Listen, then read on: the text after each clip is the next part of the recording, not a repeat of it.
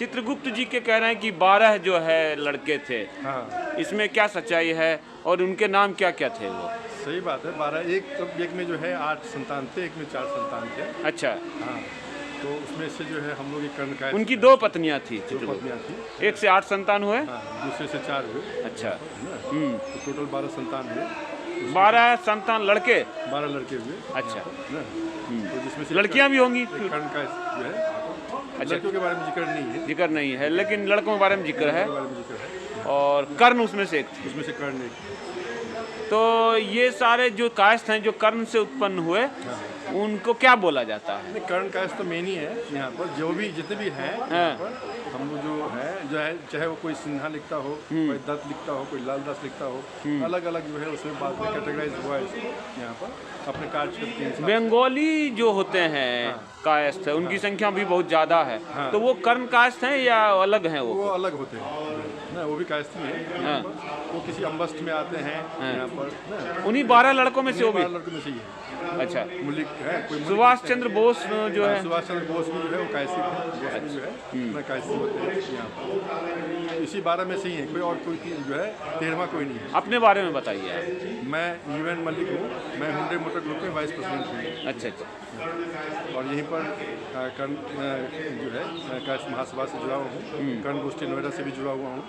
वाह, मैं social service करता हूँ, लायंस क्लब संस्था से जुड़ा हूँ, वहाँ जोन चेयरपर्सन हूँ मैं। क्या बात है। समाज को कुछ संदेश देना चाहेंगे, कायस्थ समाज और अन्य समाज को? हम लोग काम कर रहे हैं कायस्थ समाज के ऊपर में, और जितने भी हम लोग सहयोग कर सके अपने कायस्थों के लिए यहाँ पर मैक्सिमम, जैसे जॉब दिलाना है ना, कोई एजुकेशन से रिलेटेड है, किसी भी तरह का कोई सपोर्ट चाहिए, चाहे मेडिकल रिलेटेड कोई सपोर्ट चाहिए, तो हम लोग पूरे तत्पर रहते हैं अपने कायस्थों की समाज की सेवा के लिए। क्या नाम है मैडम आपका? मेरा नाम अलका दास हुआ। अलका दास जी, आपका मैंने देखा भी, लिखा हुआ था आपने पेंटिंग के ऊपर जो है एक कार्ड था।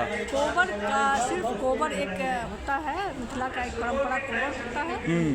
तो सिर्फ कोबर थीम पर टाइप ऑफ पेंटिंग्स है। कोबर शादी के समय जो होता है? हाँ, शादी के लिए कोबर घर बना जाता है, उसमें एक कोबर पार्ट होता है। कोबर तो ऐसे तो इसके लिए बहुत प्लेन दीवार होनी चाहिए ना, तभी तो कोबर में से लगाएंगे। कोबर घर जब भी बनेगा, स्पेसिफिक कोबर घर ही बनता है वो। हाँ। उसमें एक कोबर बनता है, इसके साथ शादी का रस्म, हम लोग का रस्म जुड़ा हुआ है। तो दीवार बढ़िया होना चाहिए ऐसे पेंटिंग, बेहतरीन पेंटिंग के लिए तो। दीवार बढ़िया होता ही है, दीवार बढ़िया। पहले उसको 1 कोट 2 कोट पेंटिंग करके उस पर बनाया जाता है। अच्छा, हाँ, तो अब चूंकि दीवार में संभव नहीं होता है। पहले जो मिट्टी के दीवार होते होंगे तो इतना अच्छा तो नहीं बनता होगा पहले? नहीं, बहुत अच्छा बनता था पहले भी। हाँ, थोड़ा मोटा होता था लेकिन अच्छा कलरफुल ऐसे या हाँ, थोड़ा बनता। मतलब दीवार को भी प्लेन मिट्टी से कोशिश करते होंगे बना देने की, फिर उसके ऊपर जो है। हाँ, तो ये आपने कहाँ बचपन में घर से ही सीखा, समाज से सीखा? वही के हम लोग का पैदाश वही है, मिथिला के ही है हम लोग। और कौन संकार है जो खबरी में अपने का। साथियों, आप जो देख रहे हैं ये हॉल में तालियों की गड़गड़ाहट बाएं साइड में, और स्क्रीन के दाहिने साइड में जो आप देख रहे हैं पेंटिंग्स, ये बेहतरीन पेंटिंग्स है। ध्यान से देखेंगे तो इसको बनाने वाले, इन पेंटिंग्स को बनाने वाले कलाकार का नाम भी लिखा हुआ है। और मैं आपको बता दूं ये मिथिला पेंटिंग्स है, और ये मिथिला और पूरे बिहार और पूरे भारत से आए हुए ऐसे लोग हैं जो बाएं साइड स्क्रीन में दिख रहा है आपको सभा में। ये जो भगवान चित्रगुप्त हैं, उनके जो 12 संतान थे, 12 लड़के थे, उनमें से एक लड़का कर्ण था, और उससे जो उत्पन्न कायस्थ समाज जितने हुए, उन सब की दिल्ली के कॉन्स्टिट्यूशन क्लब में एक बड़ी सभा आयोजित हुई आपस में मिलने के लिए और भगवान चित्रगुप्त जी को याद करने के लिए, अपनी सभ्यता और संस्कृति को याद करने के लिए। दरअसल कायस्थ समाज का जो है आज़ादी के पहले जो है भारत की राजनीति में, प्रशासन में बड़ा दबदबा होता था, और आज़ादी के बाद भी जो है डॉक्टर राजेंद्र प्रसाद प्रेसिडेंट रहे, और एक से एक बड़े पदों पर जो है लोग जो है इस समाज के जो है रहे हैं पदों पर, और आज भी जो है अपनी शिक्षा, अपने कलम को कायस्थ समाज ने छोड़ा नहीं है। जिसके कारण आप देखेंगे कि जुडिशियरी में हो, मीडिया में हो, या जो है एडमिनिस्ट्रेशन में हो, बड़े बड़े पदों पर मिल जाएंगे। आजकल इस देश में क्या है कि भैया ये हवा चल रही, जिसकी संख्या भारी उसकी हिस्सेदारी, तो इसके कारण थोड़ा प्रभाव पड़ा है कायस्थ समाज पर। और लेकिन चिंता की बात उतना ज़्यादा नहीं है, कुछ हिस्सेदारियाँ कम हुई। चलो, अब और जनता लोग हैं सभी समाज हैं उनको भी थोड़ा मौका मिल गया, लेकिन फिर भी जो है इस नई जो है चुनौती से कैसे निपटा जाए, और इसके लिए भी जो है समाज जागरूक रहता ही हर कोई, तो कायस्थ समाज भी। कर्ण कायस्थ सभा महासभा, क्या अर्थ हुआ इनका? लाइए मैं आपको विस्तार से बता दूं। कर्ण कायस्थ महासभा, ये जो कायस्थ हैं उनके जो कर्ण है, जो 12 संतान है चित्रगुप्त जी के, उनमें से निकले हुए कर्ण एक, तो उन कायस्थों की एक सभा है जिसका नाम दिया गया कर्ण कायस्थ महासभा। अच्छा, 12 चित्रगुप्त जी के 12 संतान थे जी, उनमें जो है एक कर्ण थे, हाँ सबसे छोटे, और सिर्फ उनके सारे लोग हैं। हाँ सिर्फ यानी उनके कि साथ जो है अभी और 11 और बच्चे जो हाँ, होंगे हाँ, उनके और भी लोग होंगे, और भी लोग हैं, बिल्कुल बिल्कुल बिल्कुल, और तो भी कायस्थों की संख्या अच्छी खासी है इस देश। बहुत अच्छी खासी है। और अगर लास्ट कितना है परसेंटेज, उसमें अगर इंडिया लेवल पे जो किया गया था उसमें क्या था, 0.62% था। अच्छा, अगर जो है कायस्थ जो आज जमा हुए हैं, इसका मुख्य उद्देश्य क्या है? ये एक तरह से एकजुटता है हमारा, जो अपना एक कायस्थ कर्ण कायस्थ है ना, उन सब के मिलके जो भी सामाजिक पहलू हैं या कुछ विचार हैं या कुछ निर्णय हैं, वो सारी चीज़ें डिसीजंस लिए जाते हैं और हाँ, एक मंथन किया जाता है, एक चित्रण किया जाता है। आपका क्या नाम हुआ? के का। अपने बारे में कुछ बताएं। मैं अपने बारे में मैं ये बताऊं, जो मैं नोएडा में रहता हूं, मूल निवास हम लोगों का दरभंगा से है। आमतौर पे यहाँ पे आप जो भी देखेंगे, जितने भी देखेंगे कर्ण का, ये या तो मिथिलांचल एरिया के होंगे, सहरसा प्रमंडल से होंगे, या बहुत सारे नेपाल से होंगे, तिरहुत प्रमंडल से भी होंगे। ये है, धन्यवाद। ऐसा माना जाता है कि कायस्थ जो है पढ़े लिखे लोग हैं, और जो है साथ साथ इनका क्षत्रियों से जो है, जिनको जो राजपूत भी कहते हैं, इनका कुछ जुड़ाव है। इस पे क्या कहना है आपका? कास्ट का अपना एक जो है मूल है ना, और जो क्षत्रिय है वो उनका अपना है। क्या कायस्थ भी पहले क्षत्रिय थे, राजा हुआ करते थे? नहीं, कायस्थ राजा हुए होंगे, लेकिन क्या है कि क्षत्रिय जो है वो अलग हुआ और कायस्थ अलग हुआ। अलग हुए। आप अपने बारे में कुछ बताएं सर।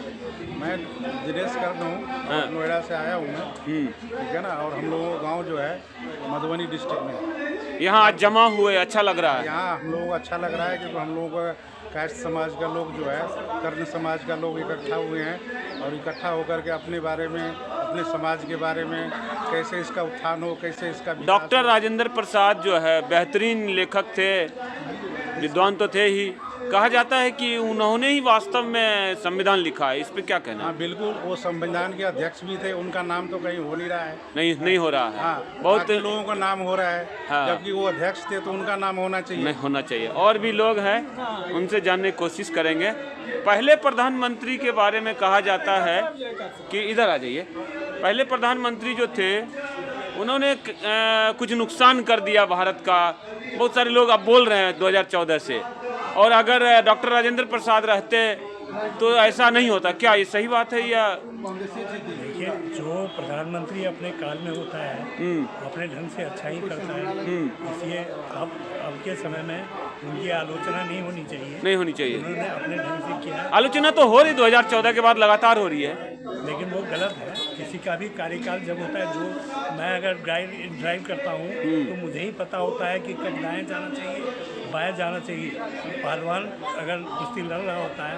राजेंद्र प्रसाद जी के बारे में कहा जा रहा है कि बहुत सिंपल थे, अच्छे घर के थे, सम्रान घर के, लेकिन सादा जीवन था। विद्वान थे। हाँ। जो भारत के संविधान का 90% जो कंटेंट था वो 24 घंटे में उन्होंने लिखकर उसका सारांश अंग्रेजों को दे दिया था।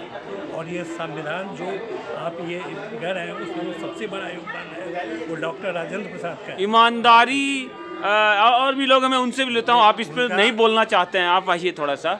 उनका एक चीज़ ये है कि एक स्टूडेंट के रूप में जब उन्होंने एक एग्जामिनेशन दिया तो वे एक अकेले स्टूडेंट हैं जिनके ऊपर टीचर ने कमेंट किया था examinee is better than examiner. बहुत बढ़िया। क्या नाम है सर आपका? जितेंद्र प्रकाश। कहाँ से आए हैं आप? मैं नोएडा से हूँ। नोएडा से आए हैं। सर ये बताइए कि हाँ, मैं हूँ डॉक्टर संजय लाभ। अच्छा, और मैं इंदिरापुरम से आया हूँ। हाँ, रहने वाला तो डॉक्टर साहब जो इलाज करते हैं या एक पीएचडी वाले डॉक्टर? नहीं, इलाज वाला डॉक्टर। बहुत बढ़िया। तो ये कहा जाता है कि बड़े ईमानदार थे डॉक्टर राजेंद्र प्रसाद, डॉक्टर राजेंद्र उनसे उनका हक छीन लिया गया। ईमानदार प्राइम मिनिस्टर होते और सादा जीवन वाले तो आज भारत सुपर पावर बन चुका होता। अभी भी बनेगा भारत सुपर पावर। हाँ, और उनके मोदी जी से बड़ा आशा है क्या? बिल्कुल आशा है, सभी पे आशा है। हाँ, राजेंद्र प्रसाद जी ने हमारे देश को एक अच्छी नींव दी अच्छा। और उनसे हम लोगों ने सीख लिया। मोदी जी जब से आए हैं लगातार कह रहे हैं कि नेहरू जी तो बेकार थे, डॉक्टर राजेंद्र प्रसाद, सरदार पटेल और सुभाष चंद्र बोस इन सबका हक मारा गया। नहीं, ऐसा नहीं कह रहे हैं वो। कह रहे हैं, बहुत जगह बातें उठ रही है। नहीं, ऐसा नहीं कह रहे हैं। राजेंद्र प्रसाद जी का बहुत योगदान था, वल्लभ भाई पटेल सर का बहुत योगदान था, नेहरू जी का भी योगदान था। वो तो कह रहे हैं कि उनका एक मीडिया सेल है बीजेपी का, वो कह रहे हैं इनके कारण जो है अरुणाचल का हिस्सा गया, लद्दाख का हिस्सा गया और जो है कश्मीर चला गया आधा। अलग अलग क्षण में अलग अलग गलतियां होती हैं, उसको बाद में सुधारा जाता है। हमेशा हर चीज़ में मॉडिफिकेशन होता है। हम लोग भी इलाज करते हैं, पहले जिस विधि से करते थे आज वो विधि को मैं देखता हूँ तो वो गलत है। तो इस तरह से चलते रहता है। और हमारे युवा हैं, उनसे पूछ लेते आइए सर। ये बहुत से लोगों का अब कहना है कि गांधी जी बंटवारा पे सहमत हो गए, डॉक्टर राजेंद्र प्रसाद बंटवारे के बिल्कुल खिलाफ थे। क्या कहना है आपका? सबसे पहले तो मैं आपको कहना चाहूँगा ये कोई राजनीतिक मंच नहीं है। हाँ। हमारा एक मैथिल सामाजिकरण का सामाजिक मिलन है। हाँ। तो मैं सबसे ये राजनीति कोई भी बातों पे हमें करना नहीं है। आप हमसे जुड़े, हमारे संस्था से जुड़े, हमारे कार्यक्रम से जुड़े कोई भी प्रश्न। मैं राजेंद्र प्रसाद जी पे बात कर रहा हूँ। राजेंद्र प्रसाद जी के बारे में भी हमें अभी हम सामाजिक मिलन कर रहे हैं। आप चलिए ठीक है। ये बताइए जो कायस्थ समाज है, एजुकेशन में बहुत हाई रहा है, क्या धीरे धीरे उनका कुछ कम हो रहा है समाज में जो है वो हिस्सेदारी जो है भागीदारी? हिस्सेदारी कभी कम नहीं हुआ। कायस्थ समाज हमेशा आगे बढ़ता रहा है और अपने शिक्षण में और अपने व्यवस्था में, अपने पढ़ाई से लेकर के रहन सहन, क्या बात है, हर चीज़ों में जो है हमेशा से अग्रणी रहा है। और अपने बारे में बताएं सर। मैं ईस्टर्न कायस्थ महासभा के दिल्ली प्रदेश का महासचिव हूँ। वर्तमान में निवर्तमान सचिव रहा हूँ, अभी महासचिव हूँ। और कार्यक्रम हमारा चल रहा है। बहुत देश विदेश से यहाँ पे लोग पधारे हैं। सारे कर्ण कायस्थ समाज के लोग हैं, कायस्थ समाज के लोग हैं। नेपाल से आए हुए हैं, इंडोनेशिया से आए हुए हैं, लंदन से हैं। ठीक है, हर जगह के यहाँ पे मैथिल परंपरा का आपका संस्कृति आपको झलक दिखेगी। जी मैंने सारा कुछ क्षणों के बाद जो है अभी मैथिल परंपरा सांस्कृतिक नृत्य झिझिया होने वाला है। उसके बाद कल्चरल प्रोग्राम होने वाला है, सांस्कृतिक कार्यक्रम।